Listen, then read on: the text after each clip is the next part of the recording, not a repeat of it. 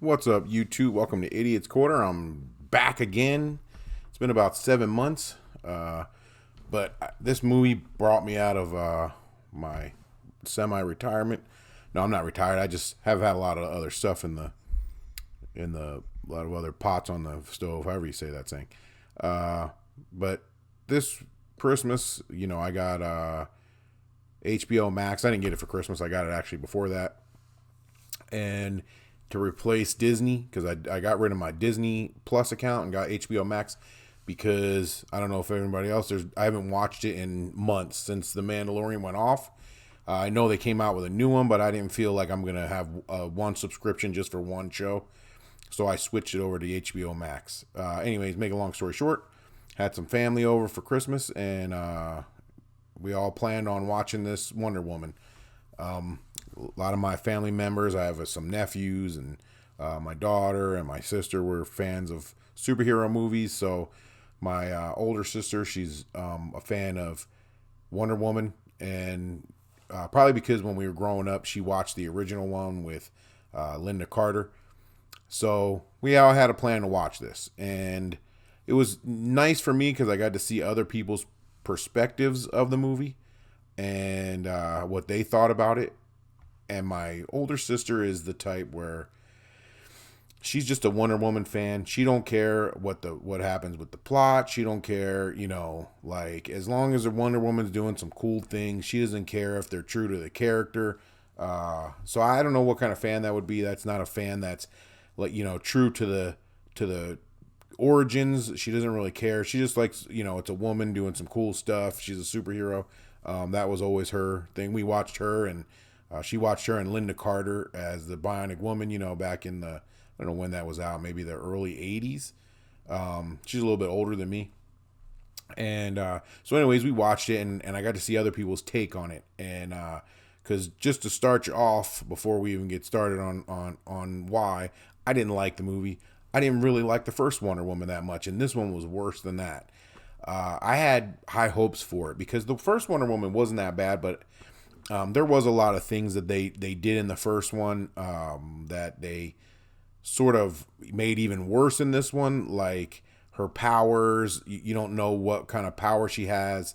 You don't know it's hard to tell the limits of her powers. It's kind of just whatever fits the plot, and it just didn't wasn't mesh up with the other movies. I would say. But so, anyways, I didn't really like the first one. I didn't like one scene that always sticks in my head when people talk about the first one is when she runs up on the battlefield and they're all shooting at her with all these automatic weapons, and she's able to block it all with her wristbands, whatever you want to call them. It just stuff like that. It just didn't sit right. I know it's a superhero movie. That's what my wife always tells me. It's a superhero movie. What do you want from them? I want a little bit of consistency. Like if you're gonna, tell me somebody has a certain power, then that's the power they have. Make it fit, right around that. Don't make up new powers as the movie goes on. They did that a ton in this movie. So, anyways, my sister, she said she liked it. She didn't care of any of the plot things. She didn't care of she didn't care that there was no continuity with the other movies. She didn't care that they made her fly. Oh, there's going to be some spoilers in this. So if you haven't seen the movie yet, then you might want to stop right now and get out of here. Just know that I didn't like the movie. It was not a good movie. It was boring. It was a long movie. And most of the time it was Linda Carter hanging out with her dead boyfriend. It was more like a Weekend at Bernie's for the first. You get to see him experience everything like he's never experienced before. So anyways, end it now if you haven't seen the movie. If you have, stick around. Not going to be too many spoilers. I'm going to go into every detail of the movie. I'm just going to go on with some of the things that I thought were way off. And first of all, I just want to say, I don't know who is running things at DC, but it amazes me that they keep putting out junk like this. I finally watched Birds of Prey because I got the HBO Max, so it's on there for free. So I was like, you know what? Some people said the movie's not that bad. Yeah, it is very woke. but it's not that bad of a movie. Well, I watched it. It is that bad of a movie. Even if you took out all the woke stuff, the movie's just not good. She's more like an Inspector Clouseau, so I could do a whole different thing on there. But just DC movies, just for some reason, they can't get it right. Marvel was getting it right for a while, but I think that's over with now. I think for some reason they're going to take the same turn as DC, but we'll see. It's been a while since they've put anything out. Anyways, I just picture. I don't know if anybody's watched Seinfeld. You remember the boss on Seinfeld that George had for a while, that Kruger, and he just was an idiot, and the company was gone under. That's how I picture DC. Like, I don't know who's running it. I don't know why they keep putting these people on these movies that aren't doing any good. Like, I've been watching a lot of these writers and directors and that just aren't hitting the mark. They just keep bringing them back to do more, and I don't understand it. It just baffles me how this stuff gets by a huge corporation. Like, it almost seems like into them conspiracy theories where there is an agenda, because why would they allow this to happen? Like, you would think the money, the bottom line, would make them go, hey, we better get this cleaned up. We better fix this situation, get some new people in here. But they just seem to keep putting the same people on the same things. And maybe it's just me. Maybe I'm part of a generation that doesn't like these kind of movies. Well, not that I don't like superhero movies, but that would rather a plot and a storyline and things to be, coherent like they did with Marvel. I know not everything was perfect with Marvel. I have issues with some of the stuff Marvel did and so, but at least there was a lot of continuity. They planned it out. Like, these movies, like, this is supposed to be 1984.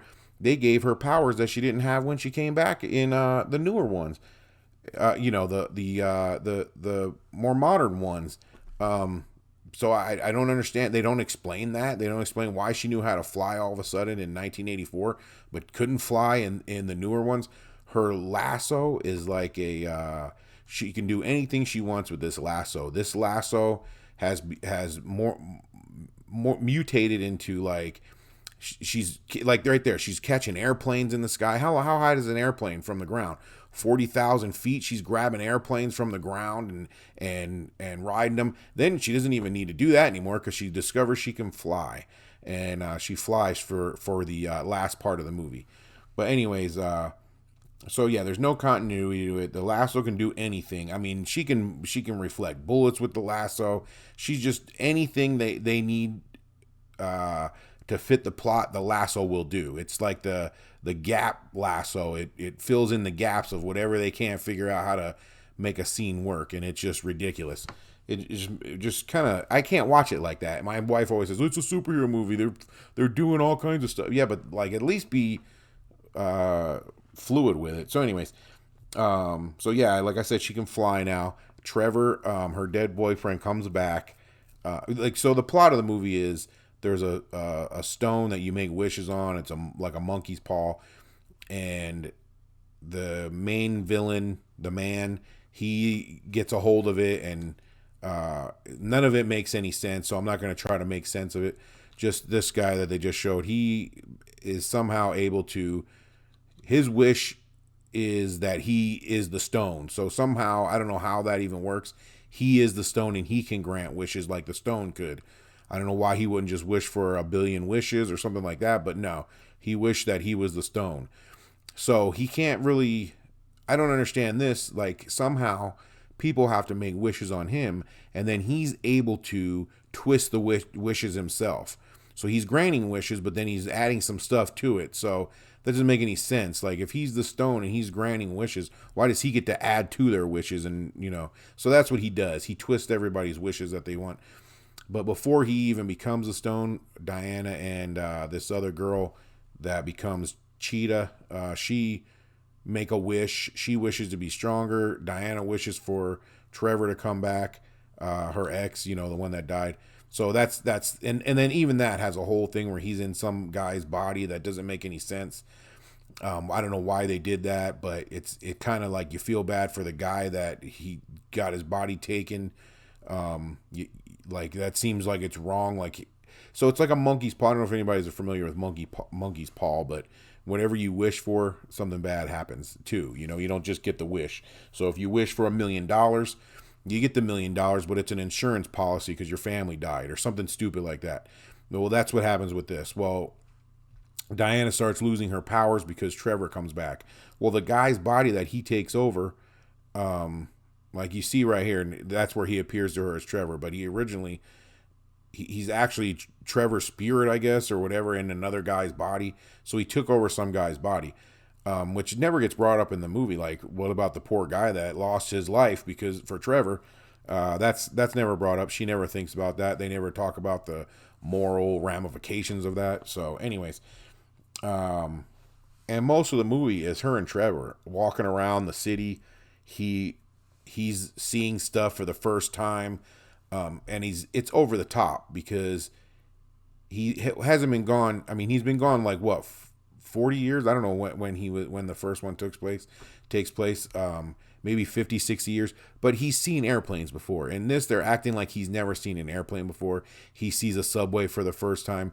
He's acting like he's never seen one before. Here you see because he's flown airplanes, he knows how to fly jets. And he tells her in this scene that flying's easy. You just got to catch the wind.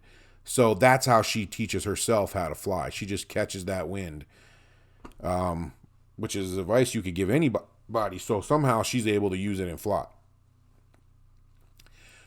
Nothing, technical about what he tells her. And another thing is when they're in that jet, she's able to make it invisible. So that's the invisible jet from the original Wonder Woman. She all of a sudden has the powers to make it invisible. So that's what I mean by they just give you powers, so to fit the scene, to cover up for lazy writing. They needed the jet to be invisible, so she's able to make things invisible. That's how they explain the invisible jet. Just sloppy writing. So now in my mind, is she able to make anything she wants invisible now? Because she was able to make this one jet invisible. That's a pretty big thing to make invisible. And they explain it by her dad was able to make their whole island invisible. So she must have some powers of invisibility, and she tries it out, and yeah, she does. She's able to make the plane invisible. So now for future movies, is she going to be able to make whatever she wants invisible? That's like convenient powers. Just one of the worst things about superhero movies, and it happens in Marvel too. Not as much as it does in DC, but it does happen in Marvel. Like when I can't remember his name, the wizard guy, when he comes back, and he's able to open all them portals, and everybody comes from other planets, and is he going to always retain that power to be able to open a portal anywhere, not only on Earth but in the universe, and pull people through if he wants them? So now if he's on another planet, he needs to pull a hero through to help him. He can do that any time. I doubt they're going to keep that, because in his next movie, he should be able to pull a hero in to help him. He could pull Thor from wherever Thor's at in the universe to help him. So somehow they're going to have to account for him not being able to do that anymore. And it's the same with this. She's going to be able to make anything she wants invisible, which would be great. It would be great power to have, but it's gonna change the plot of a lot of movies. And she wasn't able to do that in Justice League. She wasn't able to do that in her movie when she comes out of hiding. So it just doesn't make any sense. So not only is there that, he comes back, and he comes back in another man's body. He's able to find her. So I don't know what kind of hiding she's in. He's able to find her just by looking up her name in the phone book. So she's not really in hiding like she said in the first Batman, where Batman used his $1 million resources to track her down. This guy just got a phone book and looked her up and found her. So it's just a lot of plot holes like that through the whole movie. Like, it's really bad CGI scenes. This whole beginning scene that they're showing right now, where she's supposedly a little girl and she goes into this competition. If I remember the first movie correctly, she wasn't like that as a little girl. She had I remember her aunt teaching her how to do all this stuff. So I don't know if this is supposed to take place like right after her aunt helped her or before it. But somehow she's able to beat all these women other than she falls out of off the horse and almost loses at the end. But that whole first scene, the CGI is ridiculous. Everybody's like Spider-Man with lassos; they can swing on stuff, and that's how the whole movie is with her lasso. She's got like the Spider-Man power. She can swing off of anything. She can catch airplanes in the sky. It's just ridiculous. So, her armor. She gets to wear some armor, and they hype up this armor. They give you. There's a lot of foreshadowing. It's very simplistic foreshadowing throughout the movie. You almost know what's going to happen. Like starting off from the very beginning, they show them in the island that they're from. This island right here. That whole thing is because little Diana or little Wonder Woman learns a lesson of always telling the truth, and so it's foreshadowing in the future. Never take a shortcut is what it was. So, anyways, a lot of foreshadowing in the movie, and so they foreshadow this armor. Sorry, I'm looking at my notes here, and they foreshadow this armor. So when she finally wears it, she wears it for maybe, I don't know, like 5 minutes in the whole movie. Not even that. She wears it for one fight scene which was horrible with that cheetah girl, which was really CGI'd, like, and it was like Matrix era CGI, where it's not very fluid. It looks really bad. This girl as the cheater looks ridiculous, and this girl right here as the cheetah, whatever you say their name, she looks ridiculous. It looks like this cartoonish CGI. Like, I can't believe how bad the CGI was in this movie, and for a movie that came out in 2020, I've seen better CGI in movies from early 2000s than they had in this movie. Nothing is very fluid. The way they're swinging. The stuff she's doing with her lasso, you see how she's zooming across the sky, like, it's not very fluid. The CGI was horrible, very low budget, but she's able to so she does this fight scene with Cheater, and the armor gets tore up right away. Like, they just talked about, and they show how the woman that was wearing the armor originally, who turns out to be Linda Carter if you stay and watch the previews, or not the previews, the ending credits. It shows the woman, they didn't know what happened to her, but they found her armor. She's still alive somewhere. So I don't know if that's foreshadowing in the next movie, or if it was just a little nod to Linda Carter, the original Wonder Woman, but it was her.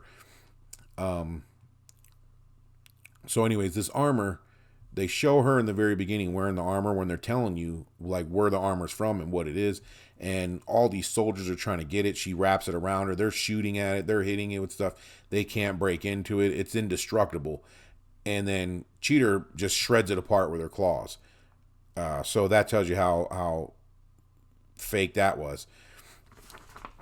How crappy inconsistent that scene was. So the whole movie ends with her trying to get him to change his wish. The guy that is able to accumulate. So the guy that steals the stone, I can't remember what his name is. He makes all these wishes come true for everybody, and the whole world's falling apart. Nuclear warheads are getting launched. I mean, it's just a disaster that nobody remembers from 1984. Nobody talks about it in the newer movies. The world's almost wiped out. Like hundreds of nuclear missiles are launched, and that's it. It's just a blip. Nobody ever talks about it. Never comes up again. Diana disappears. And supposedly nobody's seen her, even though she's at the White House, or I'm sure they had video cameras in the 80s, and they show in the beginning where she's at a mall and she takes out the video cameras, and they try to explain, well, that's why nobody has seen her since the 80s. But I mean, she's in the White House. She didn't take out all the video cameras. She's gone all over the place, and somehow she's never been seen before when they get into the 2000s movies, Justice League and her own movie. But anyways, I'm all over the place with this, just like this movie was. So bear with me here. Another thing is they end up warping around the world. Wherever she goes, like they go to Egypt, and then next thing you know, they're in another place. They don't show how they got there. They don't show how they get back. They just all of a sudden they're at another place in the world where no time has lapsed at all. Uh, Even though a flight would be, however long. One where they show them in a jet getting somewhere, but they don't show how they got back. They fly a jet to Egypt, her invisible jet, but then somehow they're back in America.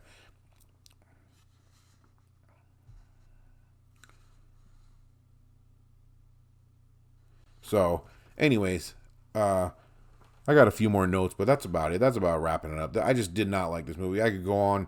I could do an hour video on all the stuff that was wrong with it. And it was just obvious stuff. If I actually sat down and uh, you know, wrote down each thing I saw, I only watched it once, and this is just stuff that's stuck in my head. I could probably do an hour video on what was wrong with this movie. Now, I'm all right. Now, don't get me wrong. It's not the worst movie I've ever seen. I would have given it I wanted to show you. Let's go to Rotten Tomatoes. Rotten Tomatoes gives it a 72 audience score. I don't know. I don't know who's rating it. That's why I think sometimes, is it me? Do I just have really high standards? I don't think so, because there's a lot of older movies I like, with Steven Seagal that just for the action scenes that are better put together than some of these newer movies. But so, anyways, it's got a 72 on Rotten Tomatoes, and I'm thinking this has got to be people like that just like the fact that it's a woman out doing all this stuff, and it's Wonder Woman, and they don't really care about continuity in the movies. They don't really care. They just it's an entertaining movie, I guess. Which even some of that is this movie wasn't very entertaining. It was kind of boring. So somehow they got a 72 on Rotten Tomatoes, but I don't really listen to what Rotten Tomatoes says anymore. I don't feel like their reviews are even real. Probably companies, HBO probably paid them a little bit of money to bump the score up. That's what I think goes on with Rotten Tomatoes, because some of the worst movies have really high scores. But so if you go over to IMDb, they're more of a 5.7 out of 10. That to me is more on the mark. I would say about a 5 out of 10 this movie got. There was some entertaining stuff in it. There was some entertaining scenes. There were some funny scenes. As if you don't care about continuity between the different DC movies, between the different Wonder Woman movies, if you don't care about continuity, if you don't care about continuity with the character, that they can just make her do whatever she wants whenever it's convenient for the plot. If you don't really care about lazy writing, you may have given it a higher score. You may have given it a 7. You just wanted to see a woman out there taking charge and running things, then you might have given it. One thing that I can say, and I should have started off with this, is I don't feel like this is a blatantly woke movie. I don't feel like there was a lot of woke stuff in it. It was just it just happened to be Wonder Woman. There's some woke things in it. There's some guys that are I would say looking for I don't know how to say this without getting tagged on YouTube. But there were some men walking the streets at night that are just looking for women to take advantage of. We'll put it that way. And so there was some stuff like that. And Cheetah, she happens to run into the same guy twice. And here's this director girl that directed it. She needs to go on to some different movies. She's trying to show her how to stand. Yeah, she needs to go on and do some different movies. Anyways, that's what I thought of it. Let me know what you guys thought of it in the comments. Let me know if you think I'm spot on, if I'm off, if I took some of the pictures from it. There's the armor that she didn't wear. Let me know if I'm off, if you liked it. Maybe I'm wrong. Maybe it's just me. I'm starting to get the idea that I have high standards when it comes to superhero movies. When it comes to movies in general, I see a lot of movies nowadays, they just suck. But then I go back and I watch some movies from the 90s and I'm like, man, that wasn't very good, and I liked it back then.